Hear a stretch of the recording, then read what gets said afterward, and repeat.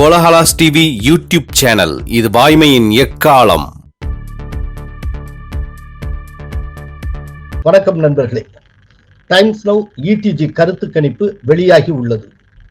2024 மக்களவை தேர்தலில் எந்த கட்சிக்கு வாக்களிப்பீர்கள் என்று 1,47,231 பேரிடம் கேட்கப்பட்டது. இவர்களில் 80% பேர் நேரடியாகவும் 20% பேர் தொலைபேசி மூலமும் தங்கள் கருத்துக்களை தெரிவித்தனர்.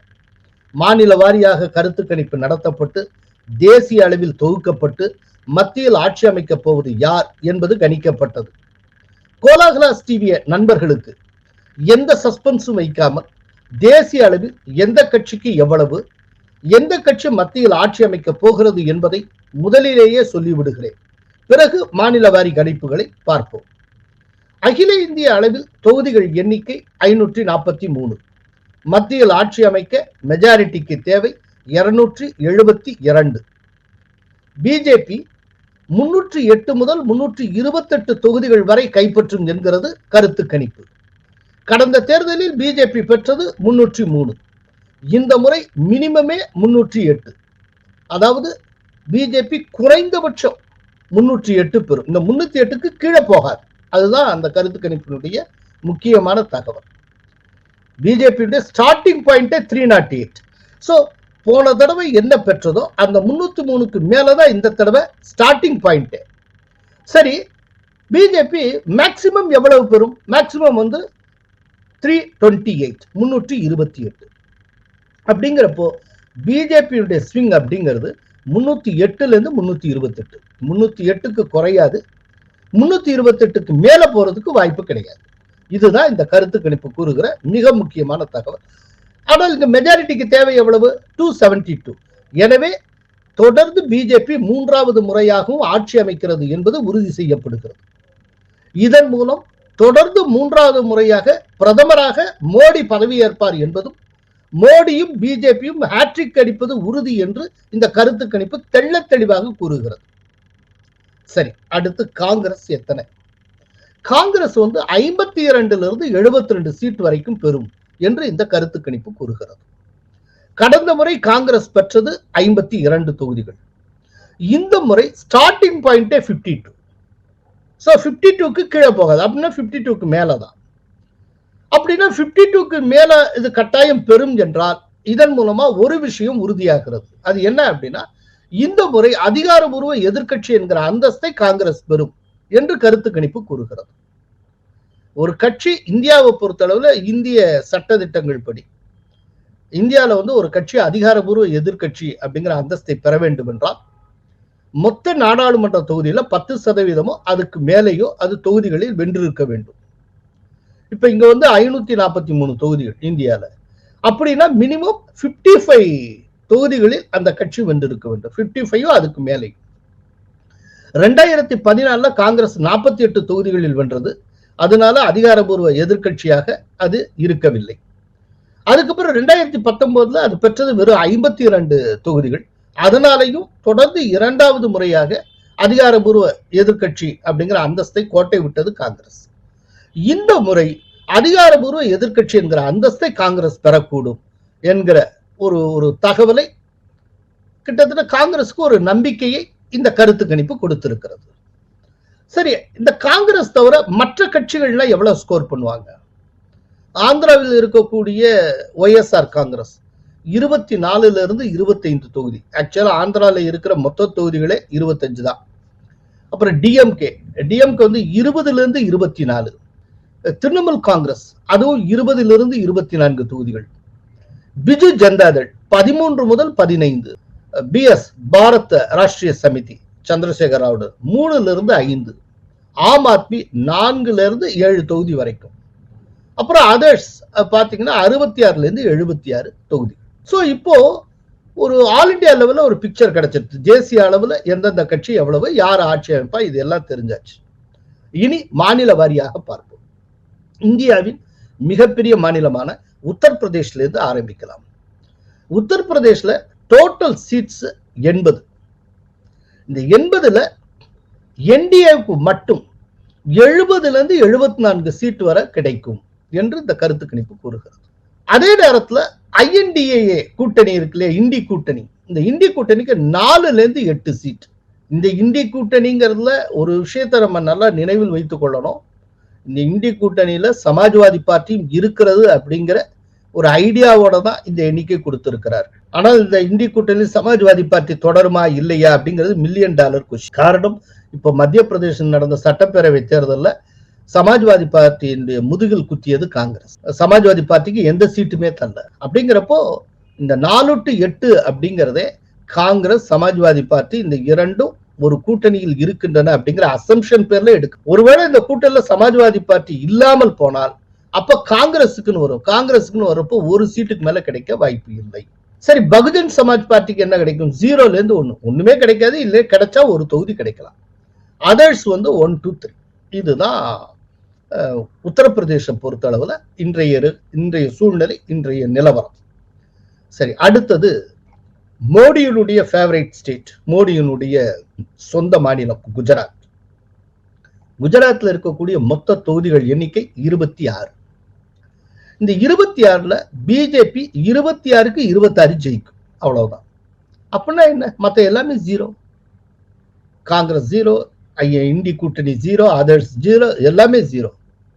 சோ அந்த ஸ்டேட் 26 சீட்டு கொண்ட குஜராத் அப்படியே கம்ப்ளீட்டா பிஜேபி பாக்கெட்டுக்கு போகிறது 100%. அடுத்தது, இப்ப எலெக்ஷன் நடந்து முடிஞ்ச ராஜஸ்தான். ராஜஸ்தானுடைய மொத்த தொகுதிகள் 25.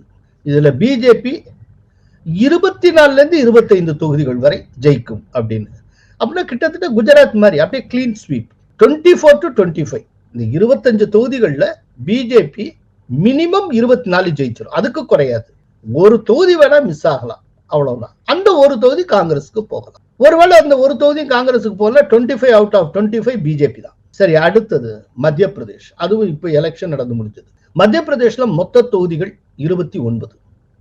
அதுல பிஜேபி 27ல இருந்து 29 வரைக்கும் ஜெயிக்கலாம். சோ இந்த 29ல பிஜேபி மினிமம் 27 ஸ்கோர் பண்ணும். 27 குறையறதுக்கு வாய்ப்பு இல்லை. இந்த கருத்து கணிப்பு அவ்வாறு சொல்லுகிறது. மேக்சிமம் ஃபுல்லா அப்படியே வலிச்சு எடுத்துட்டு போயிடும். அப்ப காங்கிரஸ்க்கு என்ன கிடைக்கும்? 0 கிடைக்கும். அப்படியே அதிகபட்சம் கிடைத்தா ஒரு சீட்டு கிடைக்கலாம். 0-1. அடுத்தது சத்தீஸ்கர். அண்மையில சட்டப்பேரவை தேர்தல் நடந்து முடிந்திருக்கிறது. சத்தீஸ்கர்ல மொத்த தொகுதிகள் எண்ணிக்கை 11. 11ல பிஜேபி 10-11 ஜெயிக்கும் அப்படிங்கிறாங்க. இந்த 10ங்கிறது மினிமம். மொத்த தொகுதியே 11. 11ல மினிமம் 10க்கு குறைய வாய்ப்பே இல்லை பிஜேபி. ஒருவேளை 11மே ஜெயிக்கலாம். சரி, அப்படின்னா காங்கிரஸ்க்கு என்ன கிடைக்கும்? 0-1. ஒண்ணுமே கிடைக்காது, கிடைச்சா ஒரு தொகுதி கிடைக்கும். கிட்டத்தட்ட நீங்க பாத்தீங்கன்னா இப்போ குஜராத்ல ஆரம்பிச்சு குஜராத், ராஜஸ்தான், சத்தீஸ்கர், மத்திய பிரதேஷ் எல்லாம் பிஜேபி வந்து கிளீன் ஸ்வீப் என்று தெரிகிறது. போன 2019 தேர்தலில் இதே நிலவரம் தான் இருந்தது. சரி, அடுத்தது ஹிமாச்சல் பிரதேஷ். ஹிமாச்சல் பிரதேஷ்ல ஒரு பியூட்டி என்னன்னா, இப்போ ஆட்சி செய்து கொண்டிருப்பது காங்கிரஸ். அந்த ஹிமாச்சல் பிரதேஷனுடைய டோட்டல் சீட்ஸ் 4. 4ல பிஜேபிக்கு 3ல இருந்து 4 கிடைக்கும் என்று கருத்து கணிப்பு கூறுகிறது. மினிமம் 3. மொத்தமே இருக்கிற 4ல மினிமம் 3 பிஜேபிக்கு. ஒருவேளை 4க்கு 4 ஸ்கோர் பண்ணலாம். அப்படின்னா காங்கிரஸுக்கு எத்தனை? 0-1. அடுத்தது உத்தரகண்ட். உத்தரகண்ட்ல வந்து மொத்த சீட்ஸ் 5. 5ல பிஜேபிக்கு எத்தனை கிடைக்கும்? 4-5. மினிமம் 4. மொத்தம் அங்க இருக்கிறதே 5 சீட்டு. 5 சீட்ல 4க்கு பிஜேபி குறையாது. மேபி 5க்கு 5 ஸ்கோர் பண்ணலாம். அப்படின்னா காங்கிரஸுக்கு என்ன? 0-1. அடுத்தது ஹரியானா. ஹரியானாவுக்கு ஒரு முக்கியத்துவம் உண்டு. ஏன்னா அது டெல்லிக்கு பக்கத்துல இருக்கிற ஒரு ஸ்டேட். ஹரியானால இருக்கிற மொத்த சீட் எவ்வளவு? 10. இந்த 10ல என்டிஏ இல்லாட்டி பிஜேபி, என்டிஏ இல்லாட்டி பிஜேபி எப்படி வேணாலும் வச்சுக்கலாம், அது 8ல இருந்து 10 ஜெயிக்கும். சோ மொத்த தொகுதிகளே 10. அதுல பிஜேபி மினிமம் வந்து 8 கிடைக்கும். 8க்கு கீழே போகவே போகாது. ஒருவேளை மேபி 10க்கு 10மே ஜெயிக்கலாம். அது அப்ப இருக்க சிச்சுவேஷனை பொறுத்தது. அப்படின்னா காங்கிரஸுக்கு எவ்வளவு கிடைக்கும்? 0-2. இவ்வாறு இடிஜி கருத்து கணிப்பு புட்டு வைக்கிறது. சோ நார்த் இந்தியா முழுக்க சொல்றதெல்லாம் பார்த்தா நார்த் இந்தியா முழுக்க பிஜேபி ஒரு மிகப்பெரிய ஒரு அலை ஒண்ணு செட் பண்ணி இருக்கிற மாதிரி தெரிகிறது. இதெல்லாம் என்னன்னா, இதுல ரொம்ப முக்கியமா நம்ம கவனிக்க வேண்டியது, அயோத்தியால குழந்தை ராமருக்கான ஆலயம் ஜனவரி 22ஆம் தேதி நாட்டுக்கு அர்ப்பணிக்கப்பட இருக்கிறது. அதுக்கு முந்தைய கருத்து கணிப்பிலேயே இப்படி ஒரு நிலவரம்.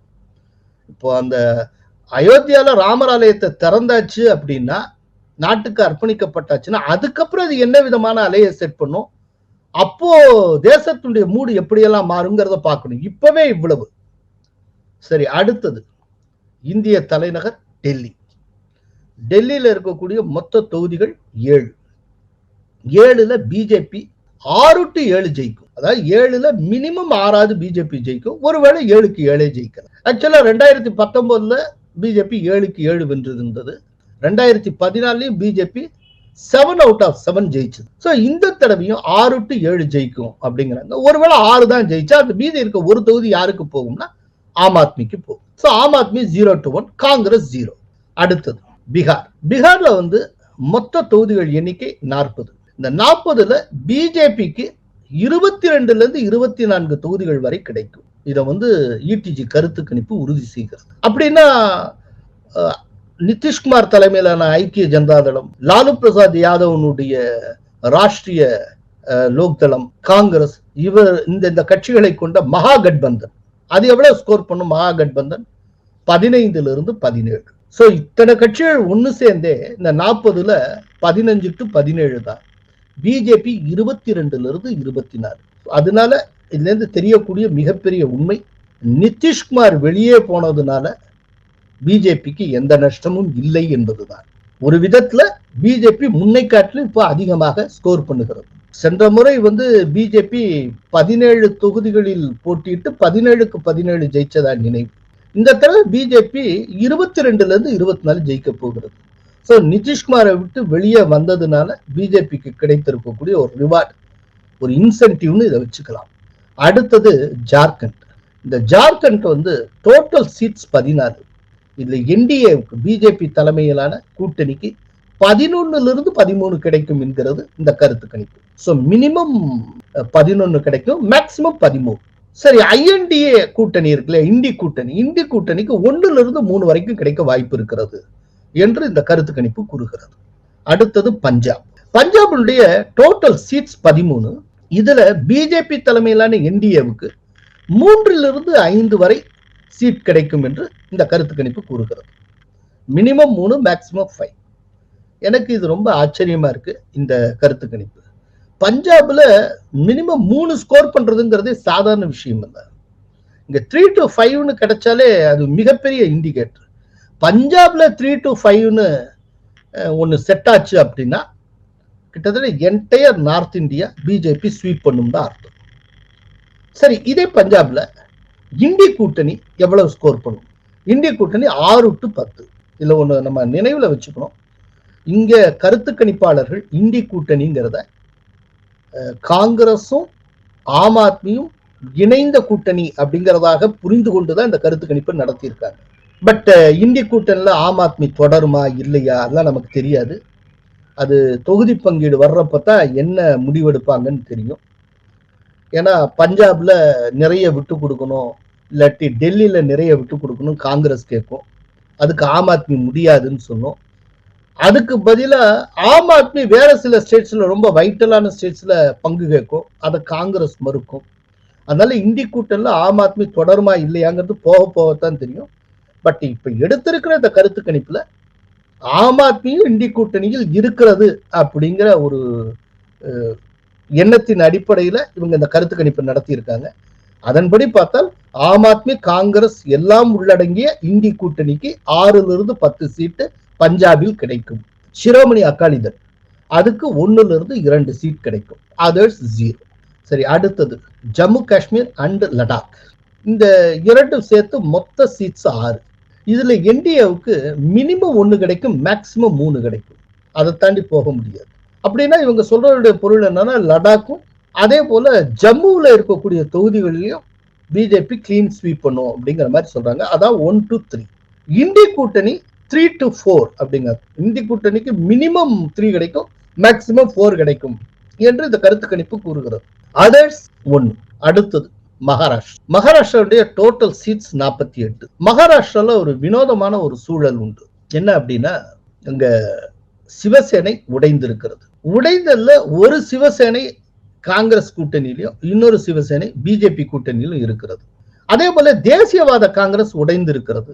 உடைந்தல்ல ஒரு தேசியவாத காங்கிரஸ் காங்கிரஸ் பக்கமும், அந்த தேசியவாத காங்கிரஸ் இன்னொரு பகுதி பிஜேபியுடனும் ஒட்டி கொண்டு இருக்கின்றது. அப்படின்னா இங்க எப்படி ரிசல்ட் வரும், என்ன நடக்கும்? இது ரொம்ப ஆர்வத்தை கிளப்பக்கூடிய ஒரு கேள்வி.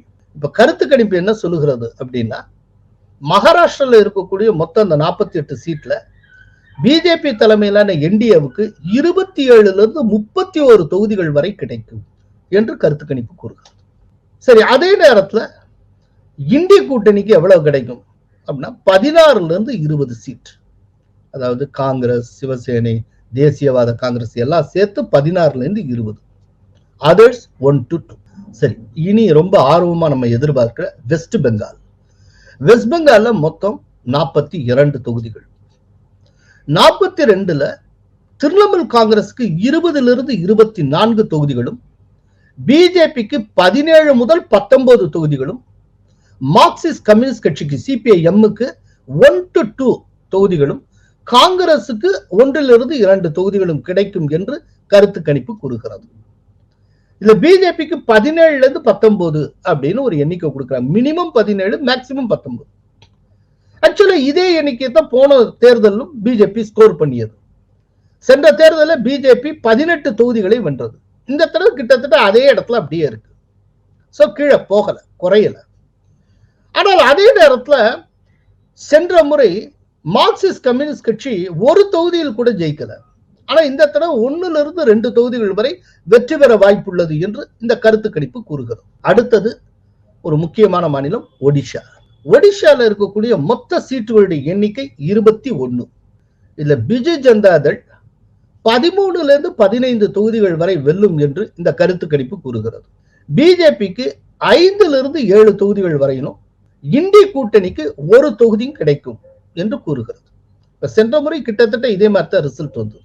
சென்ற முறை காங்கிரஸ் 1 சீட் ஜெயிச்சது, பிஜேபி 8 சீட் ஜெயிச்சது. ஆனா இந்த தடவை 5 7 அப்படின்னு கருத்து கணிப்பு கூறுகிறது.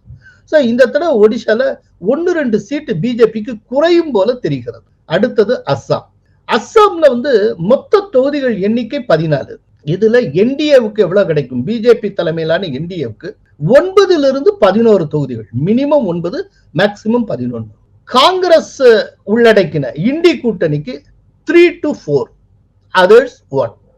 அதுக்கப்புறம் நார்த் ஈஸ்ட், வடகிழக்கு, அதாவது அஸ்ஸாம் நீங்களாக உள்ள மற்ற வடகிழக்கு. அந்த வடகிழக்குல எதெல்லாம் வரும் அப்படின்னா திரிபுரா, மேகாலயா, மிசோரம், அருணாச்சல் பிரதேஷ், இப்படி எல்லாம் சேர்ந்து அந்த வடகிழக்குல எவ்வளவு அப்படின்னா பிஜேபி தலைமையிலான என்டிஏவுக்கு 4 6 சீட்டு, காங்கிரஸை உள்ளடக்கி இந்திய கூட்டணிக்கு 2 முதல் 4, அதர்ஸ் 2 to 4. அப்புறம் கோவால இருக்கிற மொத்த சீட்ஸ் 2. இந்த 2ல பிஜேபி எத்தனை ஜெயிக்கும்? BJP 1 2, minimum 1 ஜெயிச்சிரும். ஒருவேளை 2ஐயுமே ஸ்வீப் பண்ணலாம். காங்கிரஸுக்கு அப்பனா 0 to 1. அதுக்கப்புறம் யூனியன் டெரிட்டரிஸ், இந்தியாவில் இருக்கக்கூடிய இந்த யூனியன் பிரதேசங்கள். அதன்படி பார்த்தா என்டிஏவுக்கு, பிஜேபி தலைமையிலான என்டிஏவுக்கு 2 முதல் 4, இந்திய கூட்டணிக்கு 1 முதல் 3, அதர்ஸ் 1. இப்போ நம்ம சவுத் இந்தியாவுக்கு வருவோம். சவுத் இந்தியாவில் ஆந்திர பிரதேஷ்ல இருந்து ஆரம்பிக்கலாம். Andhra Pradesh total seeds 25. இதுல ஒய்எஸ்ஆர் காங்கிரஸ் 24 25 சீட்டு வரைக்கும் ஜெயிக்கும். மொத்தமே அங்க இருக்கிறது 25. அதுல ஜெகன்மோகன் ரெட்டியுடைய ஒய்எஸ்ஆர் காங்கிரஸ் மினிமம் 24 ஜெயிக்கும். அந்த 24க்கு குறையாது என்கிறது கருத்து கணிப்பு. மேக்சிமம் 25க்கு 25 கூட ஜெயிக்கலாம். அப்படின்னா தெலுங்கு தேசத்துக்கு என்ன கிடைக்கும்? 0 to 1. சோ இந்த 2 கட்சியோடய எல்லாம் முடிஞ்சு போகுது. அப்படின்னா அங்க காங்கிரஸ், பிஜேபி 2த்துக்குமே வேலை கிடையாது, எல்லாமே 0. சரி, அடுத்தது தெலுங்கானா. தெலுங்கானால மொத்த தொகுதிகள் எண்ணிக்கை 17. 17ல சந்திரசேகர் ராவுடைய பாரத் ராஷ்டிரிய சமிதி அதுக்கு 3 5, பிஜேபிக்கு 3 5 தொகுதிகள் வரை கிடைக்கும் என்று கருத்து கணிப்பு கூறுகிறது. இது ஒரு ஆச்சரியமான விஷயம். இப்ப பாரத் ராஷ்டிரிய சமிதியும் பிஜேபியும் சம இடத்தில் இருக்கின்றன. 2 ஒரே புள்ளியில இருக்கு. பிஆர்எஸ்க்கும் 3 to 5, பிஜேபிக்கும் 3 to 5 கான்ஸ்டிடியூன்சிஸ் ஜெயிக்கும் என்று இந்த கருத்து கணிப்பு கூறுகிறது. சென்ற முறை பிஜேபி தெலுங்கானால 4 சீட் ஜெயிச்சிருந்தது. இந்த தடவை மினிமம் 3 ஜெயிக்கும், மேக்சிமம் 5 வரைக்கும் ஜெயிக்கும் என்று இந்த கருத்து கணிப்பு கூறுகிறது. அப்படின்னா ஒருவேளை 5 ஜெயிச்சாங்கன்னா முன்னை காட்டில இன்னொரு வளர்ச்சி அப்படி எடுத்துக்கொள்ளலாம். காங்கிரஸுக்கு 8 10 சீட் வரைக்கும் ஜெயிக்கும் என்று இந்த கருத்து கணிப்பு கூறுகிறது. அதர்ஸ் 1. அடுத்தது மிக முக்கியமான மாநிலம் கர்நாடகா. இப்போ இந்த ஆண்டு மே மாசம் கர்நாடகால ஒரு மிகப்பெரிய வெற்றியை காங்கிரஸ் பெற்றது. இப்ப அங்க என்ன நிலவரம் அப்படிங்கிறத பார்க்கலாம். கர்நாடகாவில் இருக்கக்கூடிய மொத்த சீட்ஸ் 28. அதுல என்டிஏவுக்கு 20ல இருந்து 22 சீட் கிடைக்கும் என்று கருத்து கணிப்பு கூறுகிறது. காங்கிரசுக்கு 6ல இருந்து 8 சீட் வரைக்கும் கிடைக்கும் என்று கூறுகிறது. மதசார்பற்ற ஜனதாதளம் 0, அதர்ஸ் 0. இதுல ஒரு சின்ன விஷயம் என்னன்னா, பிஜேபியோட நாங்கள் அலையன்ஸ் வைப்போம் அப்படின்னு சொல்லி மதசார்பற்ற ஜனதாதளம் கூறி இருக்கிறது. அப்படிங்கிறப்போ ஜனதாதள் எஸ் தனியா காட்டாமல் இந்தியாவுக்குள்ள கொண்டு வந்திருக்கணும். ஆனா இந்த கருத்து கணிப்புல மதசார்பற்ற ஜனதாதளத்தை தனியா போட்டிருக்காங்க. அது வந்து என்ன காரணம் நமக்கு தெரியல. அதை நம்ம மைண்ட்ல வச்சுக்கணும். ரெண்டாவது, காங்கிரஸ் இந்த தடவை கர்நாடகால கொஞ்சம் ஸ்கோர் பண்றாங்க. ஆக்சுவலா காங்கிரஸ் வந்து ஓவராலா 52 சீட்டுக்கு மேல போறதுக்கு காரணம் இந்த கர்நாடகால கொஞ்சம் ஸ்கோர் பண்றதுதான். ஏன்னா இதுக்கு முந்தின தேர்தலில் 2019 மொத்தம் இருக்கிற 28ல ஒரே ஒரு சீட் தான் காங்கிரஸ் ஜெயிச்சது. ஒரு சீட்டு மதசார்பற்ற ஜனதாதளம், மற்ற 26 சீட்டு பிஜேபி வென்றது. ஆனா இந்த தடவை என்டிஏவுக்கு 20 to 22 சீட் தான் கிடைக்கும் என்று கூறப்பட்டிருக்கிறது. அப்படின்னா பிஜேபி ஒரு 4 சீட்டு வரைக்கும் கோட்டை விடுகிறது. அதே நேரத்துல கடந்த தேர்தலில் ஒரு சீட் மட்டுமே ஜெயித்த காங்கிரஸ் இந்த முறை 6ல இருந்து 8 சீட் வரைக்கும் ஜெயிக்கும் என்று இந்த கருத்து கணிப்பு கூறுகிறது. சோ இப்ப காங்கிரசுக்கு கூடுதலா எங்கெல்லாம் தொகுதிகள் கிடைக்கின்றன அப்படின்னு பார்த்தா அதுல கர்நாடகாவும் ஒன்று. சரி, அதுக்கு அடுத்தது கேரளா. கேரளாவுடைய total seeds 20. இதுல பிஜேபிக்கு 0 to 1 கிடைக்கும் என்று கருத்து கணிப்பு கூறுகிறது. காங்கிரசுக்கு 11ல இருந்து 13 வரை கிடைக்கலாம். மார்க்சிஸ்ட் கம்யூனிஸ்ட் கட்சி சிபிஐஎம்முக்கு 3ல இருந்து 5 கிடைக்கலாம். அப்புறம் இந்திய யூனியன் முஸ்லீம் லீக்கு 1ல இருந்து 3 தொகுதிகள் வரை கிடைக்கலாம் என்று இந்த கருத்து கணிப்பு கூறுகிறது.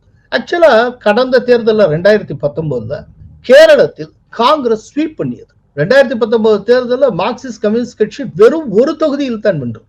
கேரளத்தை காட்டிலும் அவங்க அதிகமா ஜெயிச்சது தமிழ்நாட்டில் 2 சீட் இங்க ஜெயிச்சாங்க.